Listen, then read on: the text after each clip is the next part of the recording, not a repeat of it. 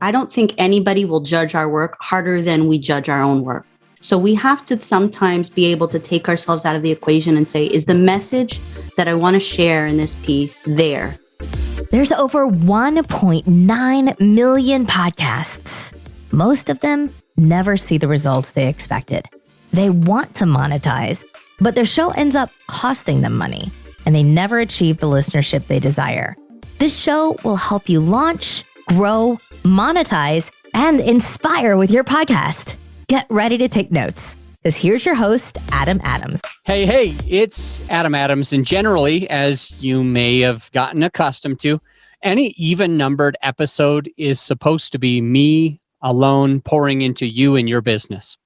However, I did so many different interviews with so many really, really good people that on this episode today, even though this would typically just be me pouring into your business, me just sharing something short, like 5, 10, 20 minutes, where I poured into you and your podcast and growing your brand and really getting you in front of everybody.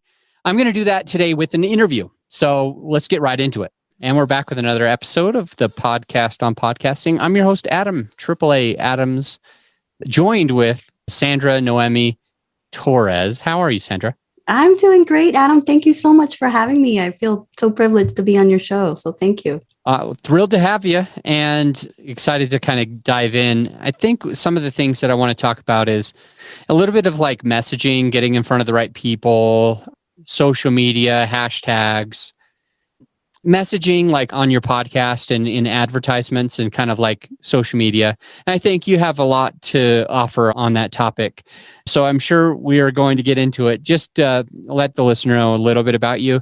You actually started, you do marketing, you do strategy, you do messaging, you help others do that. You're really passionate about people's voices and being heard and knowing what their message is, especially within the Next community as well.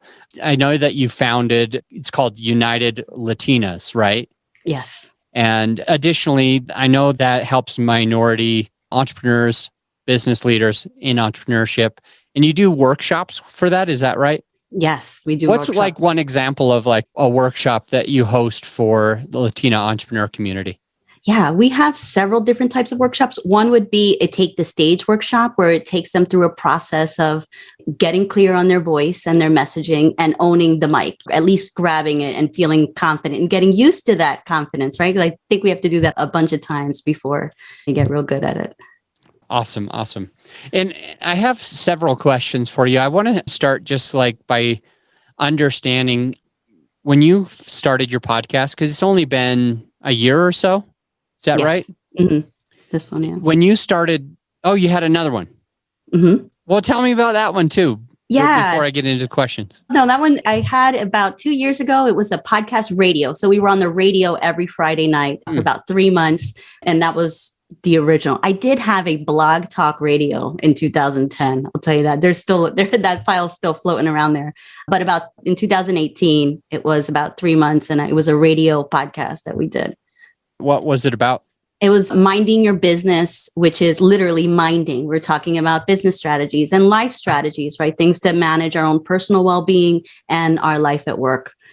What happened if it was up for just a few months and then what happened after that? So that one was with a co-host. And so as you can see, or maybe as you could imagine, co-hosts don't always work out when it comes to creating something together. And I had recently met her. So it was kind of something like there was an opportunity and a radio station came to us and kind of heard us go back and forth with some banter in a meeting that we were having. And they're like, you guys would be great on the radio. So we're like, okay, let's try this. That's kind of how that happened. It wasn't like somebody that I knew for a very long time. So it didn't work out after 3 months. But that's it. We ended up ways and it was just like, okay, we did this. It's time to do our own thing separately. What's kind of like the takeaway for the listener with regard to them, perhaps you working with a co-host or not?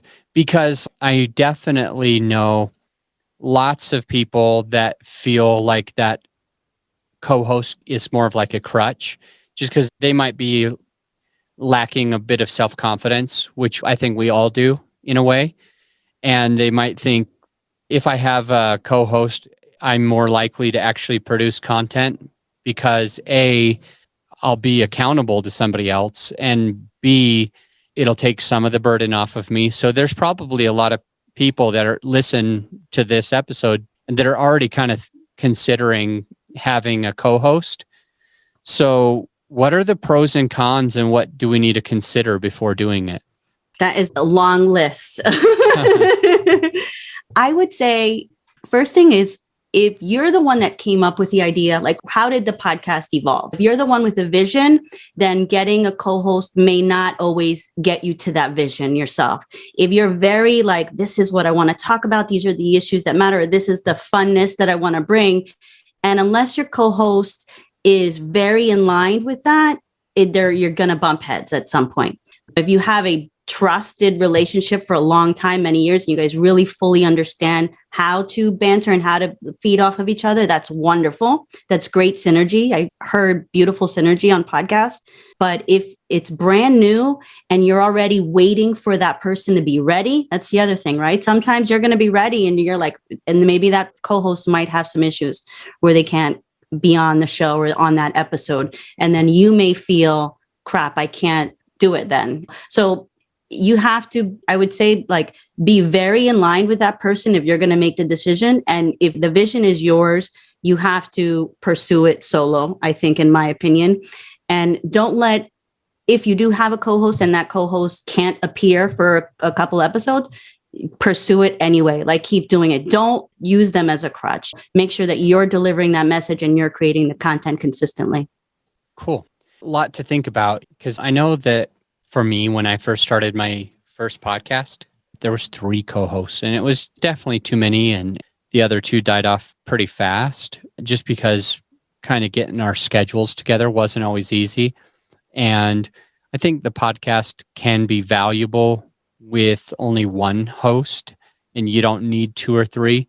And if the podcast starts making money, if that's what you're looking for and that's what you're wanting for the podcast, once you have enough listeners and ratings and reviews and things like that, you start making significant money through the podcast. But significant money is relative, because if you have 3 co-hosts and let's just say you're making $5,000 a month, it's really only $1,600. Well, I'm not even sure if I'm doing the math right. What's 5,000 divided by 3? I'm going to do it. I'm just going to do it. 5,000 divided by 3. Yeah, 1660. And so like that, all of a sudden you were like, hey, this is great. This is paying my bills. And now it's like, man, I still have to have a job because it's only $1,600 a person. So I think there is a lot to think about. And it's good to mention that your new podcast, you don't have a co-host, right? No. And same with me. Ever since that happened, I'm really only starting a podcast with myself because I can count on me. I know when I'm going to be around. I know that if I don't want to do it, I don't have to do it. And just kind of having the extra moving parts. And also maybe if you're making money and you have to split revenue, probably better to go ahead and do it on your own. There's other considerations, and that wasn't really what I wanted to stay on, but I thought that it would be valuable. So like with you, through the years, you had a Blog Talk Radio in 2010, I think you said, and then you also started this other podcast a couple of years ago. It was also on the radio, and it went for a few months. And then you've got this other podcast that you've had for approximately a year. What have you learned? What challenges did you have to overcome in order to get to where you are?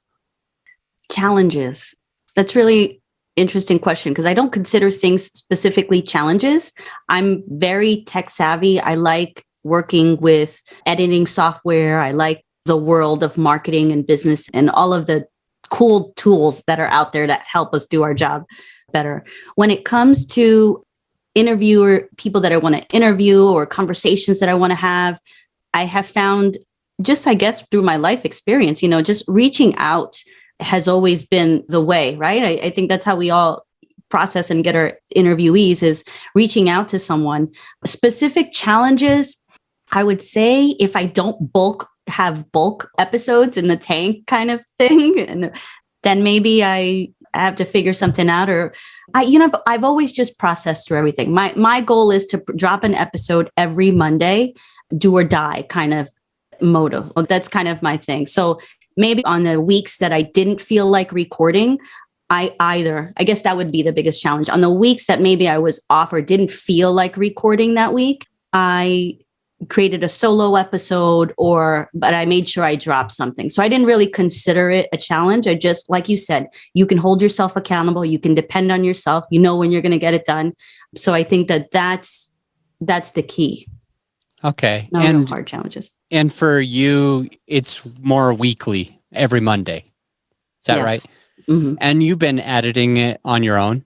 Yes. Mm-hmm. Do you prefer to edit it on your own, or like, is there a reason why you don't pass it on to like a team so you just focus on maybe recording and let somebody else do the rest? Yeah, I absolutely see myself evolving to that. In the beginning, it was a lot of fun editing it. And I still like editing the audio because I want to see how it sounds and I want to create that.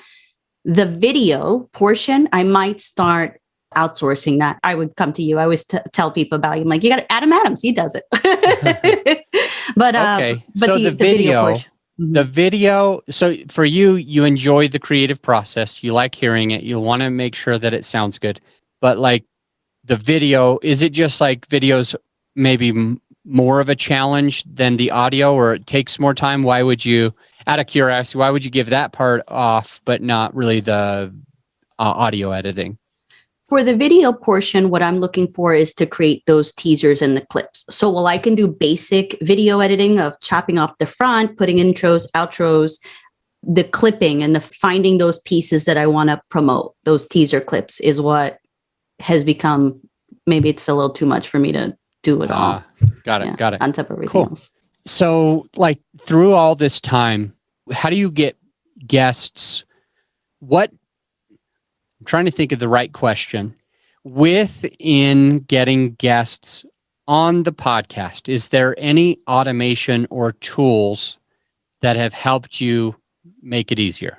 I don't use any automation for the guest process. Okay.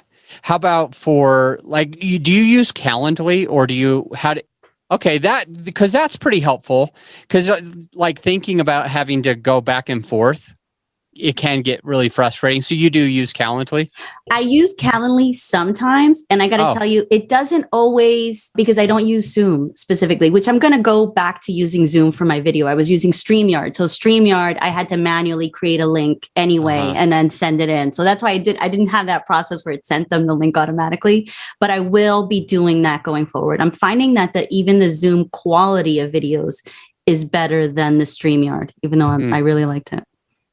Cool. Yeah, that is, I know like with Zoom, there's many people that talk about the video quality and the audio quality. And I know that Streamyard does some really cool things. And we used to pay for Streamyard and we just never used it. I've heard a lot of really good things about like Riverside.fm, and I've seen it in progress and seen what it can do.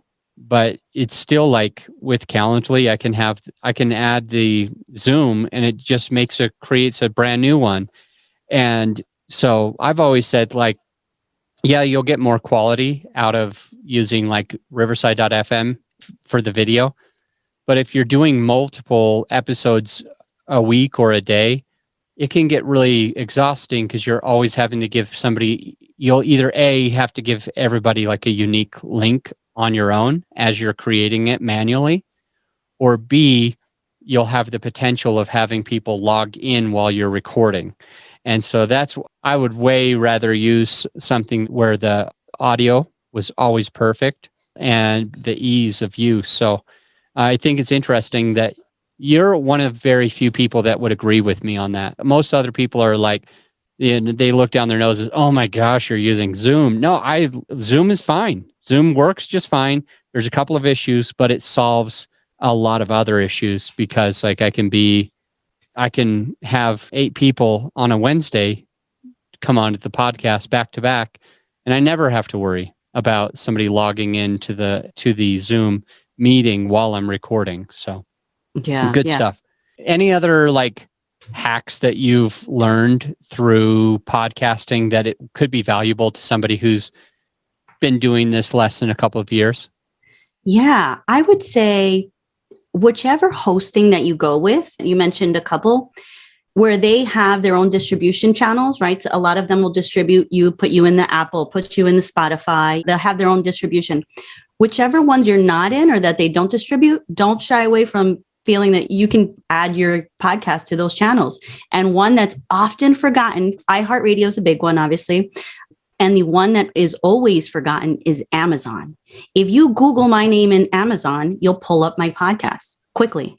So Amazon is a very easy way to distribute it. I actually wrote a blog about it, but it's very easy to just submit your podcast to Amazon and you'll have bigger distribution. So don't feel stuck with just wherever you're at. Make sure that you're in all of those platforms. So Amazon, Pandora. Pandora takes a little bit of time, but still submit your podcast to Pandora as well. That was really good. So iHeart is one that I thought that most of the platforms automatically went to iHeart. You said that there's platforms that don't automatically go there. You mentioned like with Amazon that you just kind of got to reach out to them and submit it, and it's not that hard. No, I have a link. I can send you the link as soon as just kind of copy it from one of my blogs. Cool. Yeah, very easy cool. Process. And then with Pandora, it takes just a little bit more time, but it's not a big deal at all. Correct. Yep. Cool. Yeah, that's super valuable. And that's actually something like probably by the time you're hearing this, it's already has happened. So we're talking in the past, but my team's been looking to make sure that this podcast is on Amazon. So having that link would be valuable to everybody who's starting a podcast so they can really make sure that they're on those full distribution channels just to get that extra amount of value. So it's kind of cool that you could put in your name and come up on Amazon.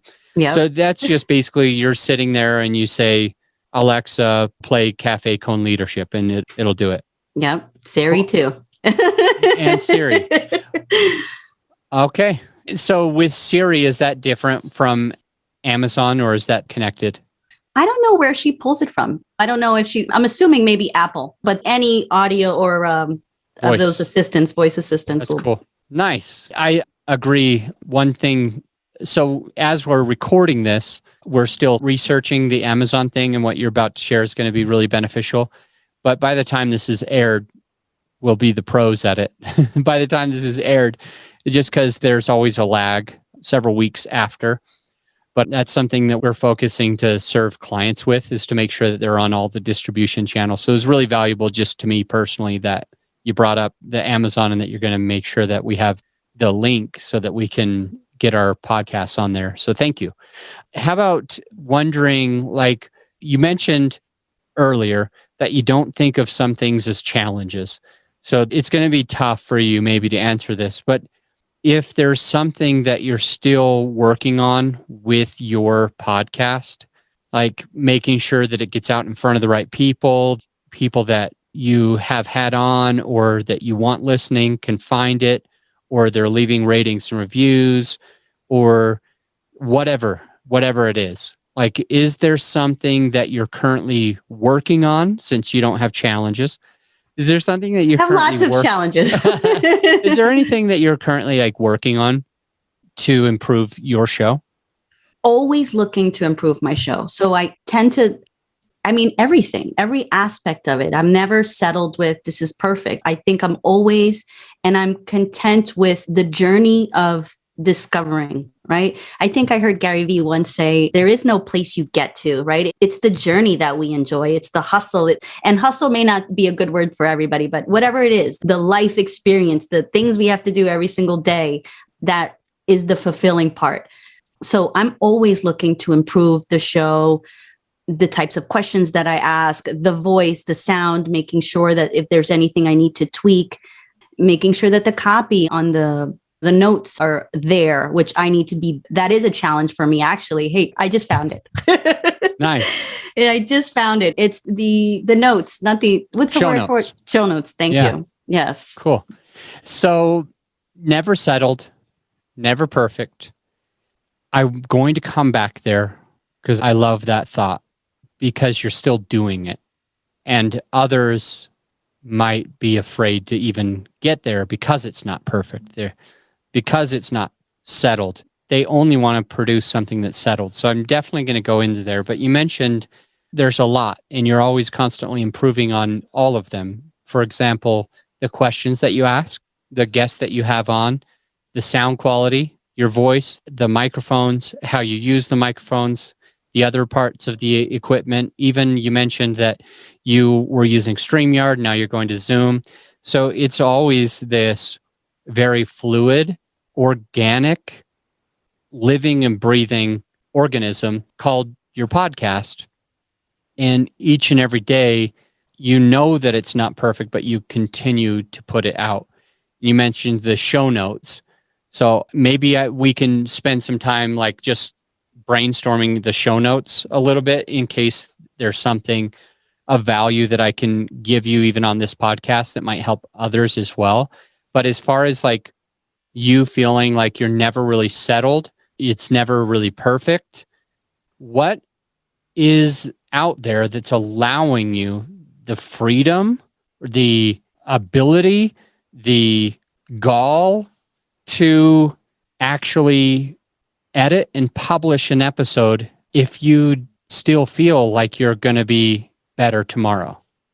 I don't want to be 70 years old and say, man, I should have started that podcast when I wanted to. Time's going to happen, right? Like it's going to happen anyway. And I don't think anybody will judge our work harder than we judge our own work. So we have to sometimes be able to take ourselves out of the equation and say, is the message that I want to share in this piece there? Maybe I was very critical of my voice or some of my inflections or some ways that I sound, or maybe, I said too many. I don't want to look back and say, I never got better. How can you get better if you don't do it? People, like you said, they want to come out of the box perfect. Everything's got to be perfect. I got to have all the top of the rated equipment, everything, the backdrops, everything's got to be perfect. But if you wait for perfect, perfect's never going to come. And you're not going to be a perfect voice if you don't get to practice it and execute on it. So I'm content with the journey. Like screw it mentality. F it is what I typically say. Like, man, Stop being so hard on yourself and just hit publish and trust that you're going to be better tomorrow. And that not so perfect episode can only get better, can only allow you to get better if you just hit publish. Yeah. My sweetheart and I, we are kind of like our own little book club. And sometimes we listen to podcasts and talk about like what we learned. And she started telling me just yesterday, she started telling me about either a podcast that she listened to or a book that she listened to. I don't recall, but the point is that there was a example that I think illustrates a lot of what you just said, Sandra. And there was this example of somebody went to two different types of people, and they went to half of the people, and they said, we want you to produce as many of these as humanly possible. Just make millions if you can. We want you to focus not on quality, but on quantity. And then they went to the other group of people and they asked them to create the exact same things, but they said, don't rush it. Don't make too many. We want you to focus on quality. We want you to make really good product that is really, really, really impressive. And then they tested it. And what was kind of weird is when they looked back to see on which group made the best quality, the group that focused on quantity made the best quality because they did it through repetition, through practicing, through making mistakes over and over and over. They ended up being able to perform the highest quality. And the people that focused on being perfect had actually gotten the worst amount of quality and way fewer to be able to even show for. And so like as you're saying, you don't want to be 70 and looking back and saying, I never started. It's like, you want to just go ahead and produce, make sure that the message is there, make sure that it adds value, and get it behind you and start on the next one. And I think that that's going to be really helpful for us as newer podcasters, less than 2 years into our journey, to be able to say, all right, for me, maybe I need to do what Sandra said or what Adam Sweetheart got from a book or whatever. Like, let's just produce, let's just do. And we're going to improve faster and better because of being willing to make a few mistakes along the way. Love it. Love it. We can just end there. Sandra, I guess I have 3 last things. So Sandra's podcast is called Cafe Con Leadership, and you can get it wherever you're listening to this, including Amazon, iHeart, and Pandora. So wherever you're listening to this show, go and find Sandra at the same place. And if you feel so inclined after listening to an episode or 2 of the value that she delivers, give her an honest written review. Additionally, I want to make sure that, Sandra, that you have a chance to kind of give one last piece of advice that we didn't touch on today on this episode that is for a newer podcaster who's in their journey, growing and wanting to be the best that they can. And then just let us know, besides the podcast, because I've already shared that, Cafe Con Leadership, find it wherever you're listening to this.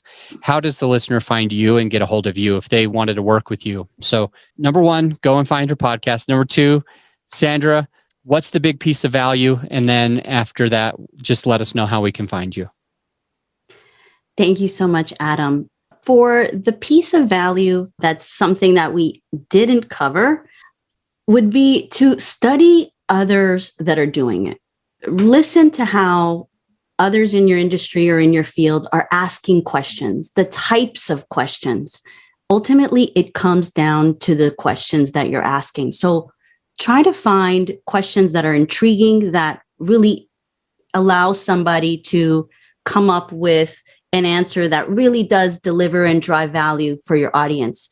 So I study different people that I listen to and just observe. And that's really how I'm learning to get better. So I think it's so important when we don't know everything all the time is look at others who are already doing it, see how they're asking questions, the types of questions, see how they're responding. A lot of what you're doing, it's just kind of reading me back some of the things that I said. That makes me feel like great. It makes me feel like I'm being listened to. And I think your guests would appreciate that.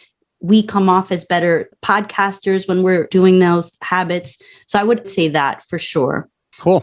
Yeah. And then I feel like I cut you off. So keep going. No, that was no. Oh, okay. I was going to go on to the next one, but go ahead. Oh, yeah. So go ahead and share with us like the best way to find you. Is there a website or an email that you want to share? Yes. My email is sandra@planyourcompany.com. Okay. That's the best email for me. Perfect. It's in the show notes now. And Sandra, thank you for jumping in, spending all the extra time with me and the listener, helping them pour into their business with their podcast so that they can really grow and hone in their message and know who they're talking to, get those episodes in the tank, be distributed across all of those different places, and all the other value that you dropped today. We didn't really get into the hashtags and social media, which I kind of promised the listener. So maybe I have to ask you like one last question. When we're on social media, how do we use hashtags? And I guess we'll have to end there. Yeah. So hashtags are different for every social media platform. They have their quantity limits. Use them conservatively on some platforms. Instagram wants you to use as many as you can. I think you have 30 to use. So not everybody uses all 30, but being intentional with the hashtags that you're using. Think about them hard. Don't just like use broadly chosen hashtags that have millions of followers, especially if you're delivering a podcast with a niche. Try to find very niche hashtags and you're going to expand that reach. Cool. Well, now, so because I believe in the beginning of an episode, you really should let your listener know kind of what their big promise is. And I remember I said, hey, we're going to get into hashtags. And so I was like, shiz, if we don't get into hashtags, then I'm a total hypocrite. So we've got to spend another extra little bit of time. So you're saying like use them to the fullest, especially like Instagram that wants you to use 30 or so hashtags. You're also saying that when using hashtags, there's a couple of schools of thought. One is you could use a hashtag that just gets a lot of people following it. And the other one is you can get a hashtag that's a little bit more niche. And you mentioned that you prefer some of those niche hashtags. Why is there an issue with using hashtags that a lot of people are already following? It's not so much an issue, more so than you're just going to get swallowed up in that ocean. So unless your account is already a very popular account where you have a lot of followers, a lot of engagement on your accounts, if you're a new podcast or have a new podcast Instagram page, you're going to get swallowed up. Your content's not really going to get seen a lot. So when you start using those finite niche hashtags based on what your podcast is about, it's going to allow people that are interested in that subject to find you. Therefore, you're going to get more engaged people, more people that are actually interested in your stuff. We tend to think broad hashtags will be seen by all of those people, but we don't. The algorithm doesn't read it that way. The algorithm says, is that account, do people visit that account? Number one, do they have enough traction and engagement where when they use this hashtag, it actually means something? So that's why I said it's not that you're just going to be swallowed up. So unless your account is very aggressive and doing good, pop several of those in with your content anyway, but be intentional with the hashtags and focus on the ones that really matter first, is my suggestion. Good stuff. Sandra Noemi, I was going to say Noemi, Sandra Noemi Torres, thank you for jumping on the podcast. I'm going to let you go. That's a wrap. This episode is brought to you by GrowYourShow.com. Grow Your Show lets you be the star of your show while we handle all the hard stuff. We offer reliable and affordable post-production services that allow you to grow your show organically without all the work. So go ahead and check out the website right now and feel free to schedule a call with me and let's take your show to the next level. Again, GrowYourShow.com. You just press record. We handle the rest.